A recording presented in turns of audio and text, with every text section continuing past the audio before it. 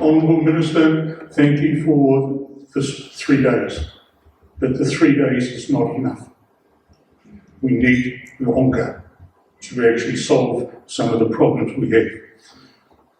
A point of correction to start with, there is no association of private technical and vocational education training institutions registered with BIPA. Doesn't exist. There is an association of technical and vocational education training institutions in Namibia, TVET.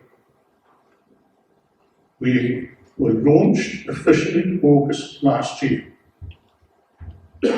Getting to the launch was complicated because of name changes, reflections, change in orientation, change in goals. TVET, we must stop talking public-private. In TVET, we are quality-assured institutions. We operate under the same regulatory framework, registration, accreditation, NQF. We are the same. We are not different. TVET will never accept or condone imposters or opportunists in the TVET sector. If the NTA has a problem with some private imposters, then the NTA must exercise the provisions of the VET Act 2008 and initiate criminal procedures. It is an offence to offer TVET education without being registered by the training authority. Please start implementing that part of the Act. Membership of TVET, a full member of TVET must be an institution that is accredited by the NQA or registered by the NTA and in the process of seeking accreditation in terms of full membership. So please, private, public, nah, thank you. When TVET went to the Line Ministry to introduce itself, we received a very, very warm welcome. But Dr. Van Kent and Dr. Nanda gave TVET a very, very clear message. Do not come to us with your gripes and your complaints. Come to us with your ideas and your solutions. And aim on the development of pathways concept was an opportunity for TVET to actually take heed of what doctors informed us of. It was an opportunity for TVET to sit down and really nut through some things. And I'm delighted with the slide that we saw, that TVET's proposal has been well considered by the members of the task force. It took a lot initially, and I'm wearing sort of a number of historical hats, but the concept of a sub-framework was automatically seen as a block to articulation progression.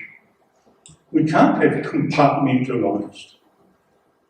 And I want to thank France for putting up again to remind us all the principles, the objectives of the NQF. It was a long time ago that we were clever in this country, because the NQF, when you look at the principles, when you look at the objectives, it has withstood the passing of time.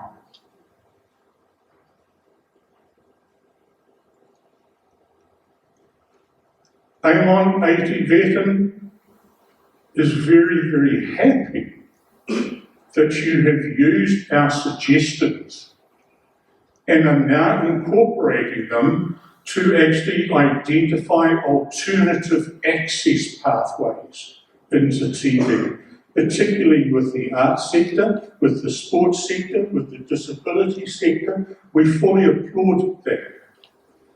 TVET is about using these, not this. TVET is practical, and for too long we have been looking at academic criteria as aptitude guides for TVET, and we have been creating obstacles to get access into quality assured TVET training. I like the fact that the task force, we, TVET, like the fact that the task force is actually looking at how do we optimise access into TVET? How do we optimise access? The qualifications framework, we must always remember, is a framework for exit level qualifications. It's not a program framework. It's not a curriculum framework. It's not a delivery framework. It represents exit level qualifications. How a person graduates with an exit level, that's a entirely different matter. That is covered through the accreditation process. It's a different mechanism.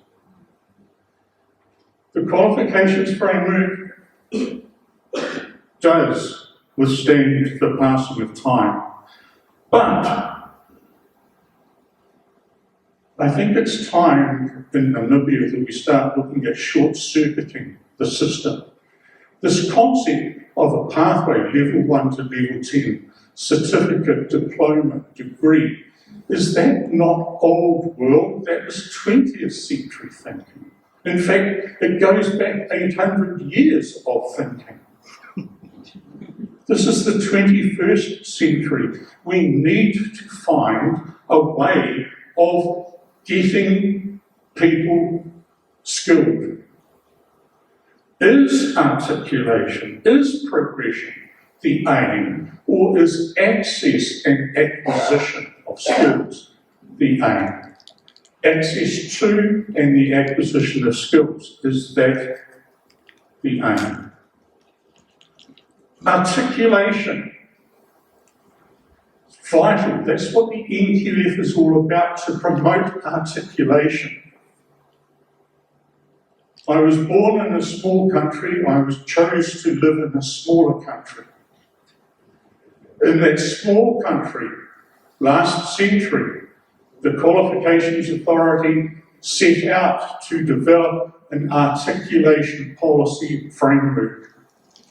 We failed miserably because we could not get agreement across the subsectors of tertiary education as to what should be happening. The best we could come up with as stakeholders and as the regulator was a commitment that all learners should have an expectation that their learning will articulate. That's the best we could get.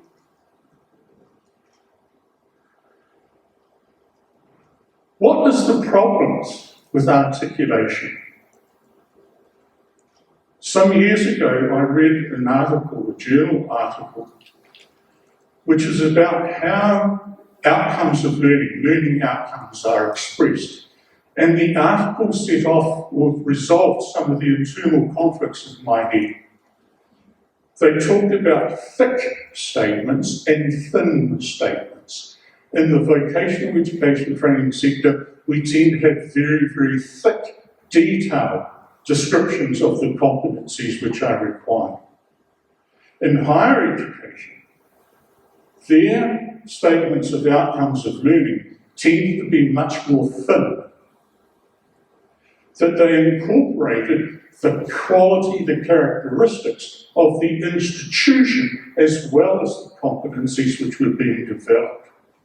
So within the two sectors, we did not have common grounds on which to negotiate articulation and agreements. And we must always remember that articulation is a negotiated agreement because the recipient institution wants to protect their standards, their reputation. But articulation must start happening. How?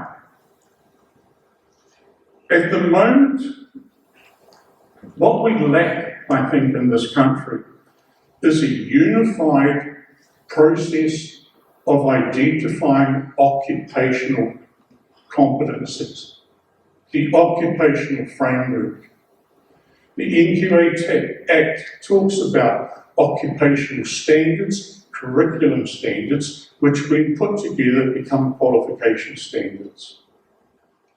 At the present moment, the identification of competencies for the world of work, we have two key systems. One, administered by the training authority, using their industry skills committees. But the industry skills committees, as subcommittees of the board, have been disempowered.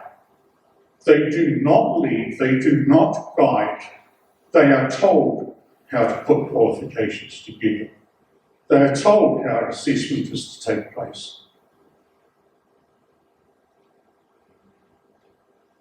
In higher education, we have a number of institutions who have their own little engagements with stakeholders. And this institution talks to this group of stakeholders, another institution talks to this group of stakeholders. And we come up with duplicated qualifications for the same work role, which are different. We must stop doing that. Why do we have two different systems? Why don't we get industry to sit down and actually say, for our occupational area, these are the occupations which are required, this is where they will fit on the qualifications framework, and this will be the responsibilities of the people to work those through.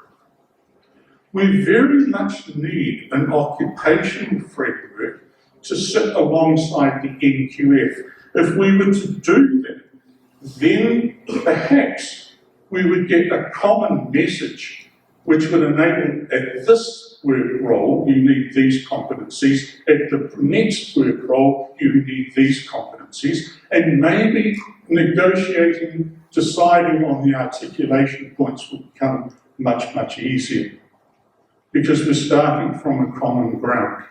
At the moment, we've got two sectors within the tertiary sector, TVET, higher education, doing things in different ways. We've got to come up with a unified and common way of actually doing that. Yesterday we heard about silos and the problem of silos. I think that there is an opportunity for us to actually start looking at things. Maybe, and I will leave some things for tomorrow. The small country in which I was born into, in which I no longer live in, thankfully, they are in turmoil in terms of an education system because the education and training system is highly competitive. People are chasing numbers of learners because the number of learners generates the income for the institution. Maybe we need to reconsider the competitive model and come up with a tertiary education sector which works for the benefit of the nation and works for the benefit of the youth, not the benefit of the institutions. And those institutions. Maybe if we started to have a cooperative mechanism, we would then perhaps reduce the oversupply of graduates, that we reduce self-interest and focus on national interest. Maybe within this country, within the tertiary education sector, we need more inclusive, mature, collective approach to education and training, and in terms of qualifications.